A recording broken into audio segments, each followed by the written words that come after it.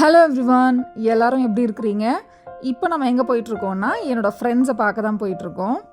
லைஃப்பில் நம்ம நிறைய ஸ்டேஜஸ் க்ராஸ் பண்ணுறோம். Like school, college, work place, இந்த மாதிரி ஒவ்வொரு ஸ்டேஜஸ் நம்ம க்ராஸ் பண்ணும்போதும் ஒவ்வொரு செட் ஆஃப் ஃப்ரெண்ட்ஸ் நமக்கு கிடைப்பாங்க.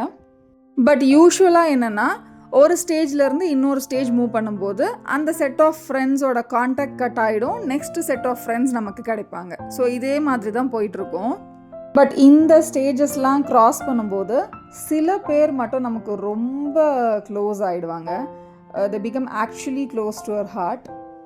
அவங்க கூட உள்ள ஃப்ரெண்ட்ஷிப் ரொம்ப லாஸ்டிங்காக இருக்கும்.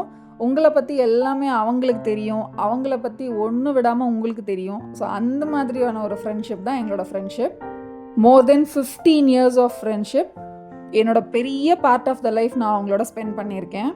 ஸ்கூல் அண்ட் காலேஜ் நான் அவங்க கூட ஒன்றா தான் படித்தேன். அதுக்கப்புறம் ஒர்க், மேரேஜ், பசங்க, இந்த மாதிரி ஆயிடுச்சு. காலேஜ் முடித்து நியர்லி 10 years கிட்ட ஆயிருக்கு. பட் ஸ்டில் இப்போ வரைக்குமே அவங்க தான் என்னோட பெஸ்ட் ஃப்ரெண்ட்ஸ்.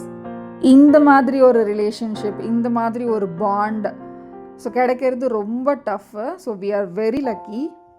நாங்கள் எப்படின்னா கன்சிஸ்டண்ட்டாக டச்லேயே இருக்க மாட்டோம். லைக் நாங்கள் டச்லேயே இல்லாமலும் இருந்திருக்கோம், நிறைய டைம் பேசாமையும் இருந்திருக்கோம். பட் ஸ்டில் ஃப்ரெண்ட்ஸ்னால் அது நாங்கள் தான் அப்படின்னு சொல்லிட்டு எங்கள் மைண்டில் ஃபிக்ஸ் ஆகிடுச்சு. இது வரைக்கும் வேறு எந்த ஃப்ரெண்ட்ஸ் சர்க்கிளையுமே நாங்கள் க்ரியேட் பண்ணிக்கல. எங்களுக்கு 30+ years ஆகிடுச்சு. இதுக்கப்புறம் லைஃப்பில் ஒரு ஃப்ரெண்ட் சர்க்கிள் நமக்கு க்ரியேட் ஆகுமா அப்படின்னு கேட்டிங்கன்னா அது டவுட் தான். ரொம்ப ரொம்ப எக்ஸைட்டடாக அன்னையோட டேவை நாங்கள் மார்னிங்லேருந்து ஈவினிங் வரைக்கும் ஸ்பெண்ட் பண்ணோம். ஸோ இந்த ஒரு பாண்டிங் எப்படி ஆயிடுச்சு அப்படின்னு பார்த்தீங்கன்னா, என்னோடய பொண்ணை என் ஃப்ரெண்ட்ஸை அத்தைன்னு சொல்லி கூப்பிட ட்ரெயின் பண்ணிகிட்ருக்கோம். அதே மாதிரி அவங்களோட பசங்க என்ன அத்தைன்னு சொல்லி கூப்பிடுவாங்க. ஸோ இந்த மாதிரியான ஒரு ஸ்ட்ராங் பாண்டிங் நாங்கள் க்ரியேட் பண்ணிகிட்ருக்கோம். Actually which last life long. So அதுக்காக தான். ஸோ எஸ், அன்னைக்கு லன்ச் வெளியில் போய் சாப்பிட்டோம். அண்ட் ஆப்போசிட்டில் ஒரு ஐஸ்கிரீம் பார்லர் இருந்தது.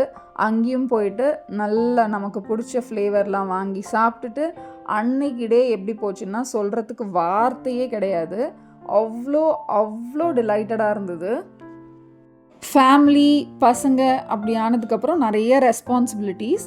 ஸோ இந்த ஒரு மீட்டிங்கை நாங்கள் எக்ஸிக்யூட் பண்ணுறதுக்கு அவ்வளோ யோசித்து பண்ண முடியுமா, பார்க்க முடியுமா, பிகாஸ் பசங்கள்லாம் சின்னதாக இருக்காங்க. ஸோ இதை ஒர்க் அவுட் ஆகுமான்னு பார்த்து பிளான் பண்ணி அதை சக்ஸஸ்ஃபுல்லாக இம்ப்ளிமெண்ட்டும் பண்ணியாச்சு.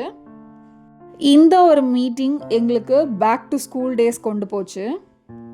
நம்ம லைஃப்பில் நிறைய மெமரபிள் டேஸ் மறக்க முடியாமல் இருக்கும். அந்த மாதிரி ஒரு டேவாக இது ஆயிடுச்சு.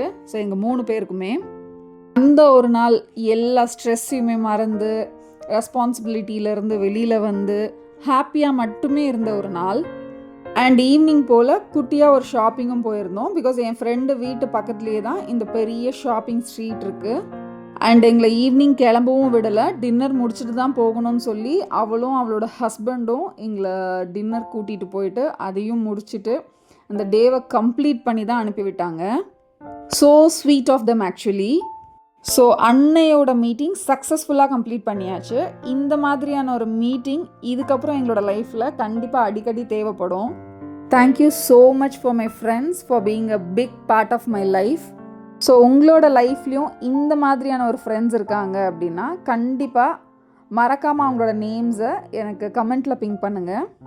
நம்ம சேனலை சப்ஸ்கிரைப் பண்ணுங்கள். தேங்க்யூ ஃபார் வாட்சிங் my video. Stay tune. Tata.